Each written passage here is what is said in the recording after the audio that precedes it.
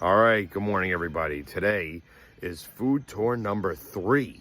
So they're all in New York City in Manhattan, and we're going to be going to Sunday Mornings, which is a cinnamon bun only shop I'm very excited about. It's been very viral for a little while. We're going to Cere's, which is on Mott Street, of course, again, because that's like a staple. We have to go every time. We're going to be going to Santo taco spot, kind of close to Cere's. We're going to be going to Danny and Coop's on Avenue A, the best cheesesteak in New York City. We're going to be going to John's of Bleecker Street to compare the pizzas. We're going to be going to All'Antico, which is the panini shop on 7th Avenue. And then we're going to be going to Angelo's Coal Oven Pizza, which I actually have never been. I'm very excited about. So come along. So here we come, walking down 34th Street. We're going to take the F train all the way down. And while we're walking to Sunday Morning, we're walking by Katz Deli. How do we not stop? So, of course, I had to pop my head in. We got a brisket on club with melted Swiss. And I got my pastrami on rye with mustard. $60, 2 sandwiches. A little hefty, but hey, they're the best in the world for a reason. Next stop was Sunday Morning on Avenue B in the East Village. And this is a coffee and cinnamon bun shop. They got a variety of flavors. They all look so good. I wound up having the banana foster. I took home the caramel pecan. My buddy got the original. We also had the Brooklyn blackout. And it was so good. It was so moist. It was so tender. I mean, just melted in your mouth. It was just absolutely fantastic. Totally lived up to the hype. Now we're going to make our way to Cere's over on Mott Street, where, yes, you do have to place your order, and then they give you a time to come back. Today wasn't too bad. It was only an hour wait. So while we're waiting, let's go over to Santo Taco. So Santo Taco was a very short walk from Cere's. I wound up getting the trompo. I got the carne asada with potatoes, and I got the carnitas made with pork belly. Of course, I dove into that trompo first. That was the highlight. That was the star of the show. It was so good. The meat's so tender. I wish it had a little bit of a crunch, but overall, I loved it. The next one I went in for was the carnitas because I love pork belly. That one was also great. And of course, the carne asada with the potatoes. That was great too.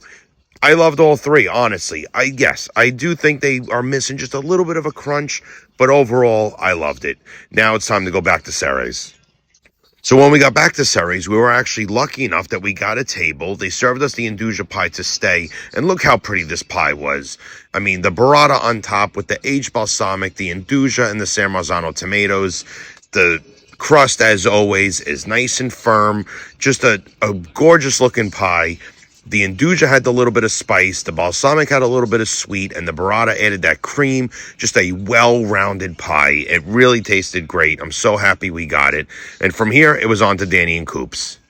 So Danny and Coop's is over on Avenue A, and we really went at the height of the lunch hour on a Wednesday, where we only had to wait about 15 minutes for our cheesesteak, which is not bad at all, honestly.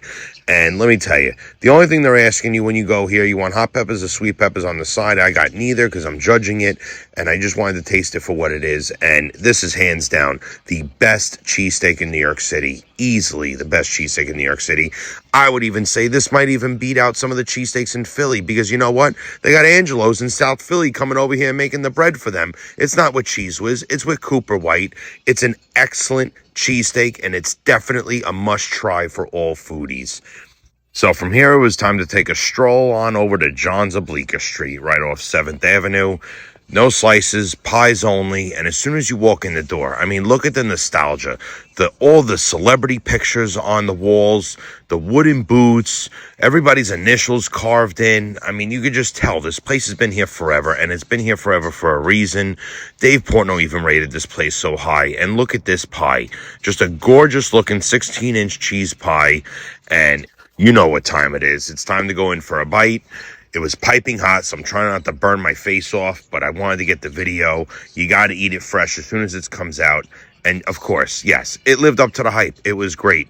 Who knew? Salt Tank, open on Wednesdays. Had to go in and get a sandwich to go. From here, it was time to go to All'Antico, the panini shop from Florence, Italy. And here I wound up getting the Le Inferno, which is porchetta, Induja, spicy eggplant, spicy zucchini, and arugula on a panini. Which, if you're a spice lover, it's definitely a must-try. And now, our last stop of the day, Angelo's coal-fired pizza, And boy, was I excited for this. Look at this pie. This one was excellent. My opinion, I hate to say it, better than John's of Bleecker Street. Right there with Cere's. This, again, piping hot, had to go in fresh. And this was a great end to the day. This is how we're going to conclude the food tour number 3 on a great note. Thanks for watching.